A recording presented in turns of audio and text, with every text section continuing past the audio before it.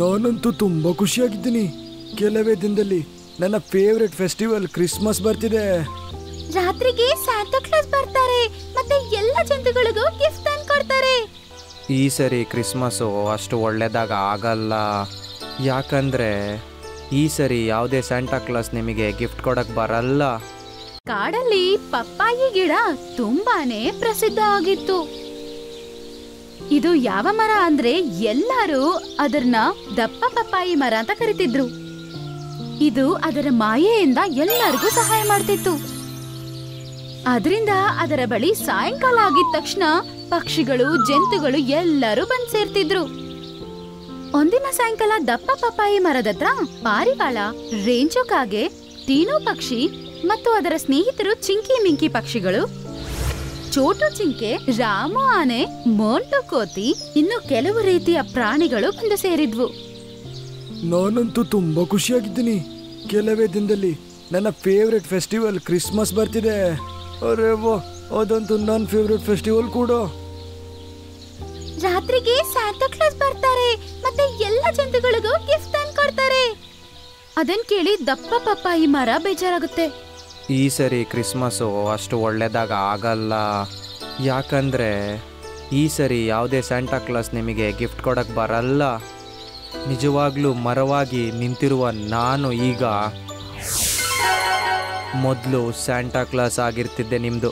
ಅದನ್ ಕೇಳಿ ಎಲ್ಲರಿಗೂ ಆಶ್ಚರ್ಯ ಆಗತ್ತೆ. ಮತ್ತೆ ಹೀಗಂತಾರೆ, ಇದೇನು ಹೇಳ್ತಿದ್ಯಾ ನೀನು? ನೀನೇ ಸ್ಯಾಂಟಾ ಕ್ಲಾಸಾ? ನೀನ್ ಯಾವಾಗ್ಲೂ ಮಾಯ ಮಾಡಿ ಎಲ್ಲಾರ್ಗೂ ಸಹಾಯ ಮಾಡ್ತೀಯ ಮತ್ತೆ ಎಲ್ಲಾರ್ನೂ ಸಂತೋಷವಾಗಿ ಇಟ್ಕೋತೀಯ. ಆದ್ರೆ ನೀನ್ ಯಾಕೆ ಈ ತರ ಮಾತಾಡ್ತೀಯ? ನೀನೇ ಸ್ಯಾಂಟಾ ಕ್ಲಾಸ್ ಆಗಿದ್ರೆ ಹೇಳು, ಹೇಗ್ ಮರ ಆದೆ ನೀನು? ಇದು ಹಳೆಯ ಕ್ರಿಸ್ಮಸ್ನ ವಿಷಯ. ಪ್ರತಿ ಸರಿ ಥರನೇ ಆ ಕ್ರಿಸ್ಮಸ್ಸಿಗೂ ಕೂಡ ಮಕ್ಳಿಗೆ ಗಿಫ್ಟ್ ಕೊಡೋಕ್ಕಂತ ಬಂದಿದ್ದೆ. ಆದರೆ ಆ ರಾತ್ರಿ ನಾನೊಂದು ಕುದುರೆ ಕಳೆದೋಯ್ತು. ಅದಕ್ಕೆ ನಾನು ಹೋಗೋದು ಲೇಟಾಗೋಯ್ತು. ಮಮ್ಮಿ, ಎಷ್ಟು ಲೇಟ್ ಆಯ್ತು? ಇನ್ನು ಸ್ಯಾಂಟಾ ಕ್ಲಾಸೇ ಬಂದಿಲ್ಲ. ಮಗು, ಸ್ಯಾಂಟಾ ಕ್ಲಾಸ್ ಖಂಡಿತ ಬರ್ತಾರೆ, ನೀನು ಬೇಜಾರಾಗ್ಬೇಡ.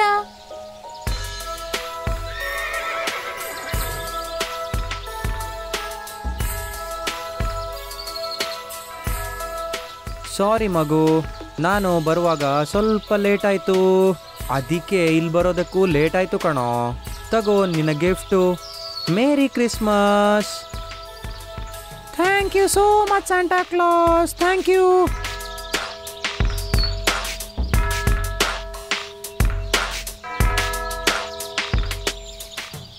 ತಗೋ ನಿನ್ನ gift. Thank you Santa, merry Christmas. ತುಂಬ ಪ್ರಾಣಿಗಳಿಗೆ ನಾನು ಗಿಫ್ಟ್ ಕೊಟ್ಟಿದ್ದೆ ಆ ದಿನ. ಮತ್ತೊಂದು ಮನೆ ಉಳಿದಿತ್ತು. ಆ ಮನೆಯಲ್ಲಿ ನನಗೆ ತುಂಬ ಜನ ಕಾಯ್ತಾ ಇದ್ರು.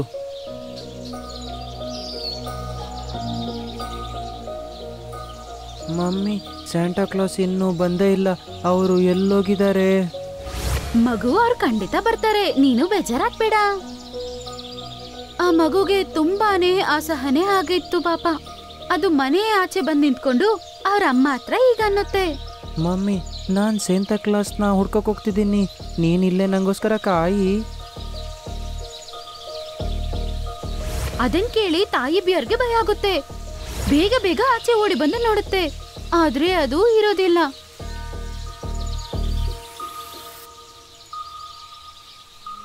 ಕರಡಿ ಅಮ್ಮ ಟೆನ್ಷನ್ ಆಗಿ ಅವನನ್ನು ಹುಡ್ಕಕ್ಕೆ ಹೊರಟ್ರು.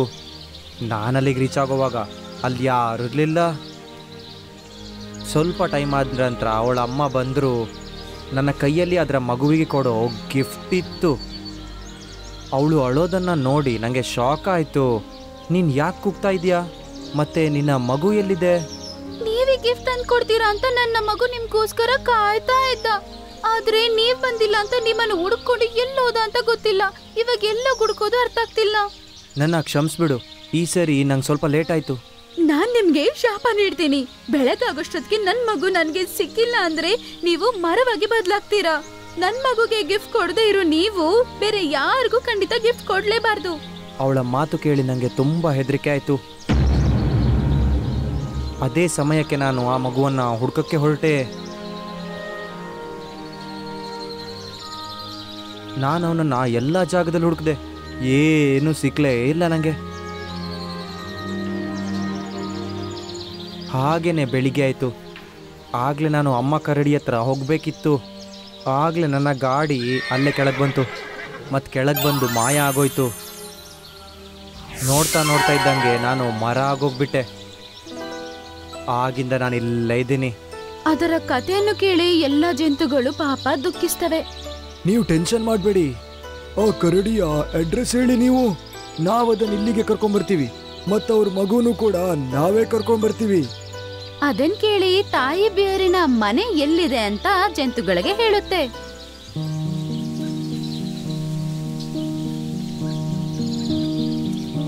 ಆಗ ಎಲ್ಲ ಜಂತುಗಳು ಮಮ್ಮಿ ಬೇರ್ನ ಮನೆ ಹತ್ರ ಹೋಗ್ತವೆ.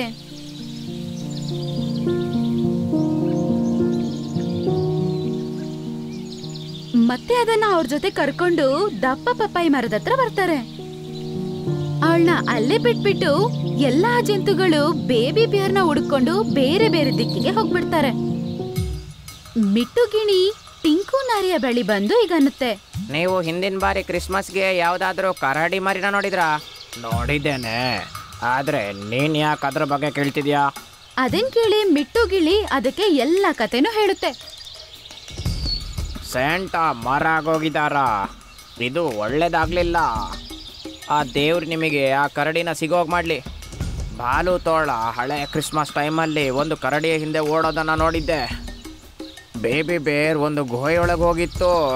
ಕಾಲು ತೋಳ ಅಲ್ಲೇ ಸ್ವಲ್ಪ ಹೊತ್ತು ಕಾದು ಮತ್ತೆ ಹೊರಟೋಗಿತ್ತು.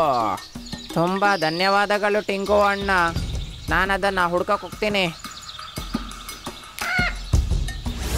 ಮಿಟ್ಟು ಗಿಳಿ ಅಲ್ಲಿಂದ ಬಂದು ಮತ್ತೆ ಎಲ್ಲಾ ಜಂತುಗಳನ್ನ ಒಂದ್ ಜಾಗಕ್ಕೆ ಬರಕ್ ಹೇಳುತ್ತೆ.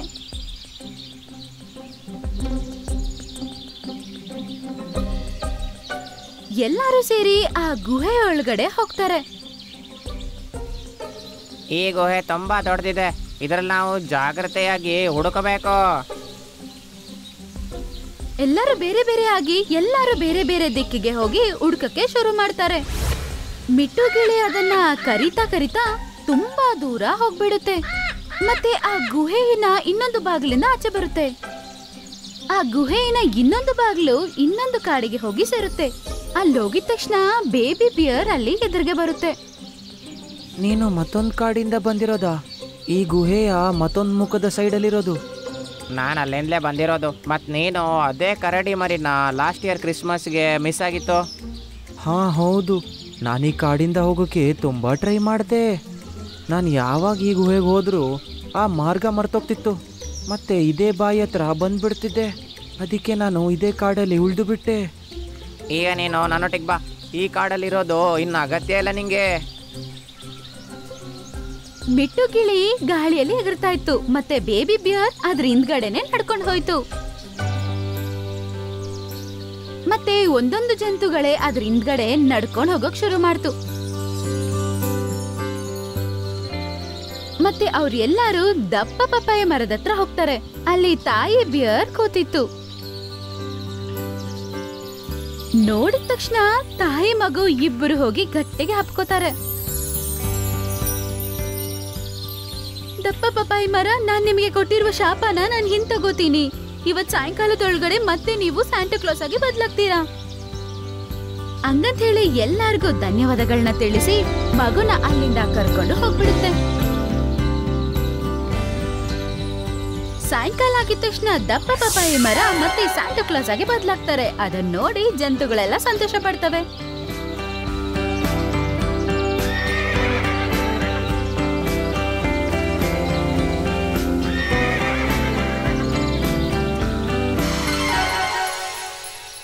ಓ jingle bell jingle bell jingle all the way.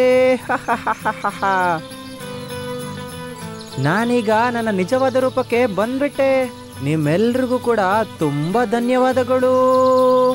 ಅದನ್ ಕೇಳಿ ಎಲ್ಲವೂ ಸಂತೋಷ ಪಡ್ತವೆ. ಮತ್ತೆ ಸ್ಯಾಂಟಾ ಕ್ಲಾಸ್ ಅವರ ಬ್ಯಾಗ್ ಇಂದ ಗಿಫ್ಟ್ಸ್ ನ ತೆಗೆದು ಅಲ್ಲಿರುವ ಒಂದೊಂದು ಜಂತುಗಳಿಗೂ ಕೊಡ್ತಾರೆ. Thank you Santa. Thanks a lot Santa. Merry Christmas. Merry Christmas to all. ನಾನೀಗ ಹೊರಡ್ತೀನಿ. ನಂಗೋಸ್ಕರ ಯಾರೋ 1 ವರ್ಷದಿಂದ ಕಾಯ್ತಾ ಇದ್ದಾರೆ. ಹಂಗಂತೇಳಿ ಸ್ಯಾಂಟಾ ಅವರ ಗಾಡಿಯಲ್ಲಿ ಕುತ್ಕೊಂಡು ಅಲ್ಲಿಂದ ಹೋಗ್ಬಿಡ್ತಾರೆ. ಬೇಬಿ ಬಿಯರ್ ಮನೆ ಆಚೆ ಕುತ್ಕೊಂಡು ಸ್ಯಾಂಟಾ ಕ್ಲಾಸ್ಗೋಸ್ಕರ ಕಾಯ್ತಾ ಕೂತಿರುತ್ತೆ.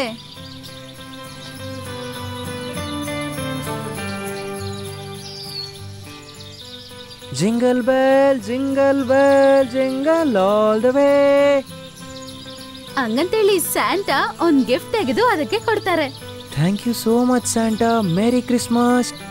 ಮೇರಿ ಕ್ರಿಸ್ಮಸ್ ಮಗು. ಸರಿ, ನಾನೀಗ ಹೊರಡ್ತೀನಿ. ಈ ವರ್ಷ ಯಾವುದೇ ಮಗು ನಂಗೋಸ್ಕರ ಕಾಯಬಾರ್ದು, ಅದಕ್ಕೆ ನಾನು ಈಗಲೇ ಹೊರಡ್ತೀನಿ.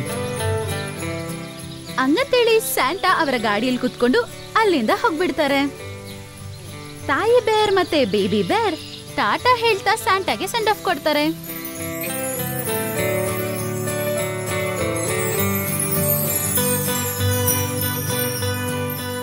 ಓ jingle bell jingle bell jingle all the way. ನಿಂಗೆ ತುಂಬಾ ಸಮಯ ಕೊಟ್ಟಾಯ್ತು, ತುಂಬಾ ಸರಿ ಹೇಳಿ ಕೂಡ ಆಯ್ತು, ನೀನು ಬದಲಾಗ್ಲಿಲ್ಲ. ಈಗ ನಿಂಗೆ ತೋರಿಸ್ಬೇಕಾಗತ್ತೆ ರಾಜನ ಹತ್ರ ಎಷ್ಟು ಶಕ್ತಿ ಇದೆ ಅಂತ. ಇದು ಮೋಟಾಪುರ್ ಕಾಡಿನ ಕತೆ. ಆ ಕಾಡಲ್ಲಿ ಬರೀ ಪಕ್ಷಿಗಳಿರ್ತಿತ್ತು. ಅಲ್ಲಿ 2 ಹದ್ದೂನು ಇರ್ತಿತ್ತು, ಸೋನು ಮತ್ತೆ ಮೋನು. ಅವರಿಬ್ರು ಅಣ್ಣ ತಮ್ಮಂದಿರು. ಆಮೇಲೆ ಸೋನು ತುಂಬಾನೇ ಕೆಟ್ಟವನು, ಮತ್ತೆ ಮೋನು ತುಂಬಾ ಒಳ್ಳೆಯವನು. ಸೋನು ಯಾವಾಗ್ಲೂ ಬೇರೆ ಪಕ್ಷಿಗಳನ್ನ ಕೊಂದು ಅದಕ್ಕೆ ಬೇಕಾಗಿರೋ ವಸ್ತುಗಳನ್ನ ತಗೋತಿತ್ತು. ಆದ್ರೆ ಮೋನು ಏನಾದ್ರೂ ಕೆಲ್ಸ ಬೇಕು ಅಂದ್ರೆ ಅವ್ರ ಹತ್ರ ಕೇಳಿ ಅದನ್ನ ಮಾಡಿಸ್ಕೋತಿತ್ತು. ಒಂದಿವ್ಸ ಸೋನು ಧಾನ್ಯ ತಗೊಳಕ್ಕೆ ಹಳ್ಳಿಗೆ ಹೋಗ್ತಿತ್ತು.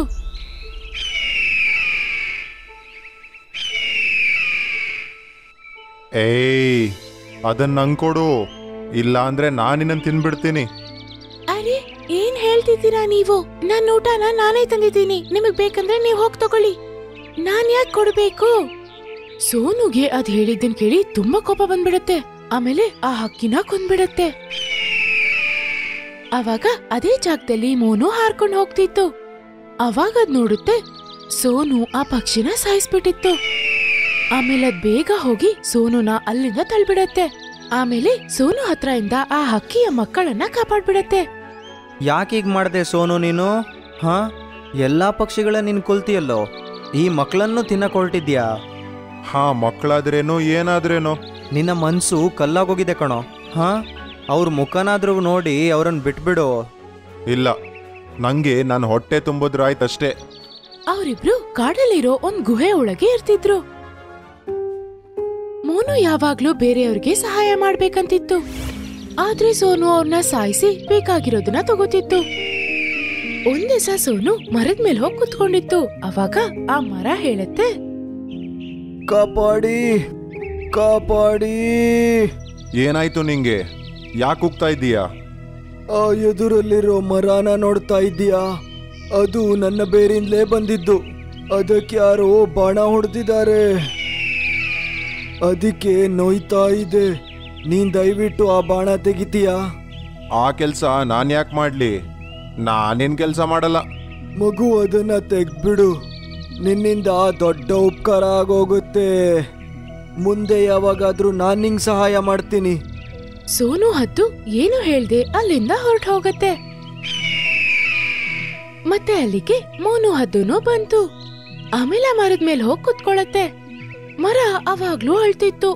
ಮೋನು ಅದನ್ ಕೇಳಿಸ್ಕೊಂಡು ಮರದ ಹತ್ರ ಕೇಳತ್ತೆ, ಮರಜ್ಜ, ನಿಮ್ಗೇನಾಯ್ತು? ನೀವ್ ಯಾಕೆ ಹೋಗ್ತಿದ್ದೀರಾ? ಅಯ್ಯ, ನಂಗೆ ಸಹಾಯ ಮಾಡು. ಆ ಮರ ಇದೆಯಲ್ಲ, ಅದು ನನ್ನ ಬೇರಿಂದ ಬಂದಿದ್ದು. ಅದಕ್ಕೆ ಯಾರೋ ಬಾಣ ಹೊಡೆದಿದ್ದಾರೆ. ಅದನ್ ತೆಗಿತೀಯ ನೀನು? ಮೋನು ಆ ಬಾಣವನ್ನ ತೆಗಿಯಕ್ಕೆ ಅಂತ ಹೋಗತ್ತೆ. ಆಮೇಲೆ ಆ ಮರ ತುಂಬಾನೇ ಖುಷಿ ಪಡತ್ತೆ. ಮೋನು, ನೀನ್ ತುಂಬಾ ಒಳ್ಳೆಯವನು. ನನ್ನಿಂದ ಏನೇ ಸಹಾಯ ಆಗೋದಾದ್ರೆ ನನ್ನ ಹತ್ರ ಬಂದ್ ನೀನ್ ಕೇಳು. ಹಾ ಮರಜ್ಜ, ಸರಿ. ಆ ಕಾಡಲ್ಲಿ ಎಲ್ಲರಿಗೂ ಗಿಳಿ ರಾಜ್ಯದಿಂದಾನೇ ಊಟ ಸಿಕ್ತಿತ್ತು. ಗಿಳಿ ಎಲ್ಲರಿಗೂ ಸಮವಾಗಿ ಊಟ ಕೊಡ್ತಿತ್ತು. ಆದ್ರಿಂದಾನೇ ಎಲ್ಲರೂ ಗಿಳಿಗೆ ತುಂಬಾ ಮರ್ಯಾದೆ ಕೊಡ್ತಿದ್ರು. ಆದ್ರೆ ಸೋನು ಅದರ ಊಟನ ತಿಂದು ಬೇರೆಯವರಿಗೆ ಕೊಡೋ ಊಟವನ್ನು ತಿಂತಿತ್ತು. ಆಮೇಲೆ ಅದರ ಕಷ್ಟಗಳನ್ನ ಹೇಳ್ಕೊಂಡು ಬೇರೆ ಪಕ್ಷಿಗಳು ಗಿಳಿ ಹತ್ರ ಬರ್ತಿತ್ತು. ಸೋನು, ನಿನ್ನಿಂದ ತುಂಬಾ ತೊಂದರೆ ಆಗ್ತಾ ಇದೆ. ನಿಂಗೆ ಶಿಕ್ಷೆ ನೀಡಲಾಗಿದೆ. ನೀನು ಏಕಾಂತ ಗುಹೆಯಲ್ಲಿರಬೇಕು. ಮತ್ತಲ್ಲಿ ಯಾರು ನಿಂಗೆ ಹೊಟ್ಟೆಗೆ ಹಾಕಲ್ಲ. ಮತ್ತೆ ಏನಾದ್ರೂ ನೀನು ಹಿಂದಿನ ತರಾನೇ ಮಾಡಿದ್ರೆ ನಿಂಗೆ ಇದಕ್ಕಿಂತ ಕಠಿಣ ಶಿಕ್ಷೆ ನೀಡಲಾಗುತ್ತೆ. ಗಿಳಿರಾಜ ಹೇಳಿದ್ದನ್ ಕೇಳಿ ಸೋನು ಹಾಗೇನೆ ಮಾಡತ್ತೆ. ಹಾಗೆ 5 ದಿವಸ ಕಳೆದು ಹೋಗತ್ತೆ. ಸೋನುಗೆ ತುಂಬಾನೇ ಹೊಟ್ಟೆ ಹಸಿತಿತ್ತು. ಆಮೇಲದು ಏನು ಯೋಚನೆ ಮಾಡದೆ ಬೇಟೆಯಾಡಕ್ಕೆ ಹೋಗುತ್ತೆ. ಅದು ಗಿಳಿರಾಜಗೆ ಗೊತ್ತಾಗ್ದಂಗೆ. ಆಮೇಲದು ಒಂದ್ ಪಕ್ಷಿನ ಕೊಂದು ಅದನ್ನ ತಿನ್ಬಿಡತ್ತೆ.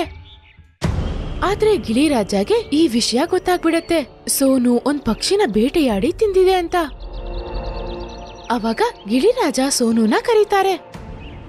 ಸೋನು, ನಿಂಗೆ ಶಿಕ್ಷೆ ಕೊಡಲಾಗುತ್ತೆ. ನೀನು ಹೇಗೆ ಬೇರೆಯವರ ಜೀವ ತೆಗಿತೀಯೋ ಹಾಗೆ ನಿನ್ನ ಜೀವನು ನಾನ್ ತೆಗಿತೀನಿ.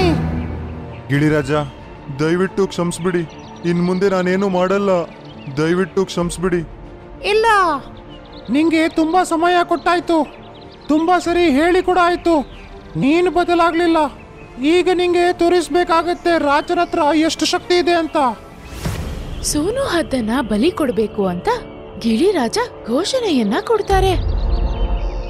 ಅವಾಗ ಮೋನು ಅಲ್ಲಿ ಬಂದು ಸೋನು ಜಾಗಕ್ಕೆ ಹೋಗಿ ಕುತ್ಕೊಂಡ್ಬಿಡತ್ತೆ. ಆಮೇಲೆ ತಪ್ಪಾಗಿ ಸೋನುನ ಬಲಿ ಕೊಡೋದರ ಬದಲು ಮೋನು ಹದ್ದನ್ನ ಬಲಿ ಕೊಡ್ತಾರೆ. ಆದ್ರೆ ಯಾಕೇನು ಆಗಿಲ್ಲ ಅಂತ ಸೋನುಗೆ ಶಾಕ್ ಆಗ್ಬಿಡತ್ತೆ. ಆಮೇಲೆ ಹಿಂದೆ ತಿರುಗಿ ನೋಡಿದಾಗ ಅವ್ರಣ್ಣ ಅಲ್ಲಿ ಸತ್ ಹೋಗಿದ್ರು. ಅವ್ರನ್ನೇ ಬಲಿನೂ ತಗೊಂಡಿದ್ರು. ಸೋನು ಹದ್ದು ತುಂಬಾನೇ ಅಳತ್ತೆ. ಸೋನು, ನೋಡು, ನಿಂಗೆ ಎಷ್ಟೊಳ್ಳೆ ಅಣ್ಣ ಸಿಕ್ಕಿದ್ದ. ಅವನು ಅವನ ಜೀವಕ್ಕಿಂತ ಜಾಸ್ತಿ ಪ್ರೀತಿ ಮಾಡ್ತಿದ್ದ. ನಿನ್ನನ್ನ ಕಾಪಾಡೋಕೆ ಅಂತ ಅವನನ್ನೇ ಸಾಯಿಸ್ಕೊಂಡ. ಸೋನು ಹದ್ದು ತುಂಬಾನೇ ಅಳತ್ತೆ. ಅದಕ್ಕೆ ಏನು ಹೇಳಕ್ಕೂ ಆಗ್ತಿರ್ಲಿಲ್ಲ. ತುಂಬಾನೇ ದುಃಖ ಪಡ್ತಿತ್ತು.